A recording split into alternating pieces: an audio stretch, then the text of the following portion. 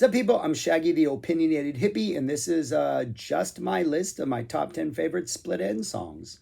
Um, how did we get here from Frank Zappa? Well, I did not know this. I probably should have. Apparently, the Split Enz opened for Frank when he played in Australia in '76. So that was pointed out in the previous comment. Thank you for that comment. I was not aware of that. Probably, maybe that could have been something I probably should have looked up, knowing that Frank did play in Australia. But the connection was Australia, and Split Enz did open for Frank.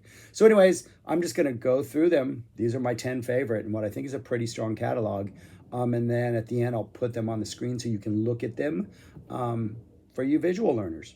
So yeah, let's go. Number 10, the final track on their second album, The Woman Who Loves You.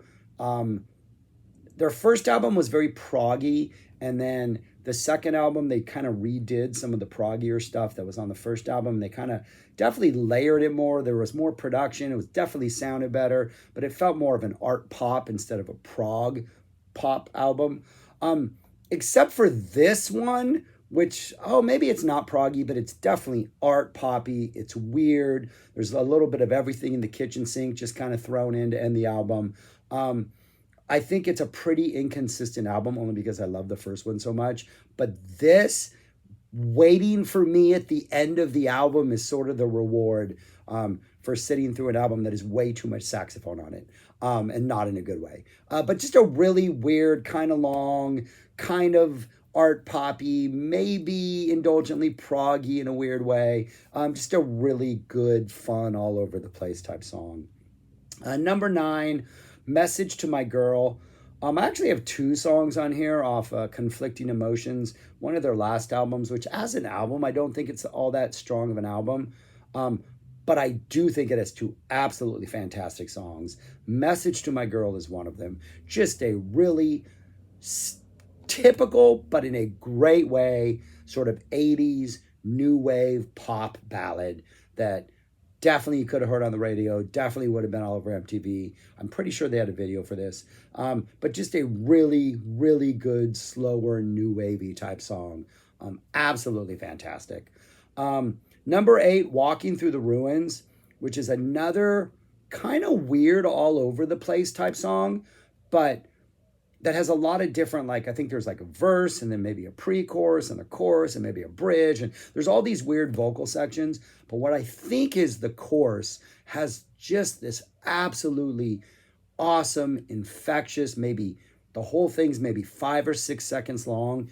This hook, this melodic hook, this soulful melodic hook that gets me every time. And it's just there are so many interesting moments in this song, but that hook is just it reminds me of something from maybe more of the 2010s, the Fits in the Tantrums, that type of retro rock soul vibe. This whole song is not that. This whole song is a little more art poppy, weird, new wavy like Split Enz does. But that chorus it pops up, I think, 3 times in the song. Oh, it is so good. And it's just one of the best, purest, most soulful moments this band does. But it's good enough to elevate this song to the top 10 for me. The rest of the stuff is great too. But that little hook, I think it's the chorus, gets me every time. Number 7, also off Conflicting Emotions, one of their last albums, their penultimate album, Bullet Brain and Cactus Head. Just a weird little all over the place kind of art pop new wave song. But I really like the chorus in which they say there's something about Bullet Brain and Cactus Head. And every time they do the Bullet Brain, it's and Cactus Head always comes really quickly, afterwards, almost you're missing a beat or you're coming in too soon but it just seems wait, don't forget about And Cactus Head. I think it's a song, I'm not really sure, but I think it's a song about the conflict between a man's brain and a man's sort of nether regions. I think that's what Bullet Brain and Cactus Head might be about. I don't know. They're kind of weird, not very direct lyrics. They're specific in what they talk about, but I don't think it's clear what they're talking about. But I don't really care. The music is fine, is awesome. Not fine, it's awesome. A little bit of a proggy, little funk type groove. But the chorus, when they're Bullet Brain and Cactus Head, again, little tiny things that this band does that almost are like throwaway ideas that are so great, and there's so many of them throughout their catalog. Yeah, really, really great song. And the album itself, I don't think is that strong, but Bullet Brain and Cactus Head is the second song in the album. Message to My Girl is the third song. So there's a lot of really strong early momentum that kind of will propel you through the rest of the album. But yeah, Bullet Brain and Cactus Head. Number 6 off their debut album, Under the Wheel. Little bit of a, reminds me, I would imagine that I think Mother off Police's Synchronicity. Like, I want to say that, like, I think Andy Summers wrote Mother, right? I want to say that Andy Summers must have been familiar with the song, because there's a part where it's a very, very New Zealand dialect accent, strong sort of, accent in this song. But then there is this part, it's kind of a dark song, feels kind of ominous, a little bit scary, but there's this Mother part where he's like, Mother, Mother! Reminds me of like Police, the Mother song, meets sort of Meghan Trainor, her recent song Mother. I Am Your Mother, which the kids in my class absolutely love. Mad props to Meghan Trainor, people. Pop music has some good hooks, and I listened to way too much Meghan Trainor this last year in kindergarten, teaching my kindergarten class. School ended 2 days ago, sadly. But yeah, it reminds me of sort of the Police meets Meghan Trainor in a very weird, proggy, kind of dark, Split Enz sort of way. Number 5, another really long, weird, all over the map, maybe some good guitar energy seeping in here. Jamboree, another great album closing track off, I think, Dysrhythmia. Just a really, really, it's kind of all over the map. I mean, it's like they're throwing, like, it's like, it almost feels like, I think this song and the song that closed out their second album, which was like, what, The Woman Who Loves You, number 10 on this list.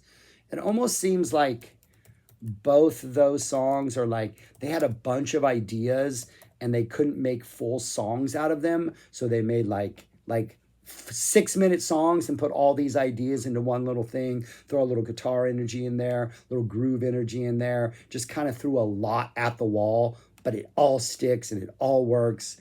And it's a great way to end what is, for the most part, a little bit more of a frenetic, crazy album, but it ends really almost indulgently proggy in a weird sort of all over the place way. But that's the closing song in Dysrhythmia, Jamboree. Number 4, one of their biggest hits, I think one of the first songs I ever heard from them, the one that probably made me fall in love with them more than any other, 6 Months in a Leaky Boat. I would include the intro into that, because there is sort of an instrumental intro which feels like an overture to like a story about living on the sea. And it works really well. And then it goes into the When I Was a Young Boy, just beautiful singing by Tim Finn on this. Just a great hook-laden song. Has what feels like maybe some little Split Enz, some New Zealand type traditional music kind of seeps in that works really well. But really good song, one of their hits. Number 3, another one of their hits, Dirty Creature. Absolutely great Split Enz version of funk. Just this great groove. I think the Dirty Creature, I think it's sort of an allegory, metaphor for romance, or being done wrong in a romantic situation, or being made to act wrong in a romantic situation. Can't say I really care, because the groove is infectious, the singing is infectious. It's just a strong, strong opening track off their Time and Tide album. Time and Tide, is that what it's called? That seems like a weird name. Time and Tide, why does that sound weird? Time and Tide. Yeah, great, fantastic album. The lead-off single on that. Number 2, off their debut album, I think it's the heart of the album, Stranger Than Fiction. Has 2 absolutely fantastic sort of a guitar theme that kind of opens it up, that is one of the best sort of proggy guitar riffs ever. And then there's this middle section that has a very King Crimson vibe to it that is absolutely fantastic. A long song, very proggy, but it feels just like sits so well right in the middle of that album, and kind of everything feeds into it, and then everything after it kind of draws energy from it. It's a fantastic song. And then my number 1 favorite Split Enz song, also off Time and Tide. I think there were 3 songs on here off Time and Tide. and they're all in the top four. 6 Months in a Leaky Boat, Dirty Creature, and then Hello Sandy Allen. Just this phenomenal guitar riff that I absolutely love. It is rock and roll, new wave Split Enz version. They go into this great guitar riff, then they kind of abandon it for some different vocal sections. Then they go back into it, and when they go back into it, it has this like keyboard part laid over it, so it just feels like a little, I don't know, sleazier, or just feels like a little more in it. And then after they do that, they go into this really almost spacey, weird part afterwards that just works absolutely fantastic. Kind of a straightforward song, but not in any way a straightforward song the more you listen to it. But that opening riff, I don't know why, just gets me every time. And then when they go back to it, it just gets me harder. Just fantastic song. Third song on their Time and Tide album. My favorite Split Enz song, Hello Sandy Allen. But yeah, that's it. Those are my top 10 favorite Split Enz songs. Out of many, there are many others that could have made this list because it's a really good band. But anyways, those are my thoughts on my top 10 songs. There they are right there. If I didn't say that already, let me know what your favorite songs are. Let me know which ones I missed. Let me know which ones I should check out. I am going to go back and check out that last album they made because somebody said I need to listen to that more because it's better than I gave it credit for.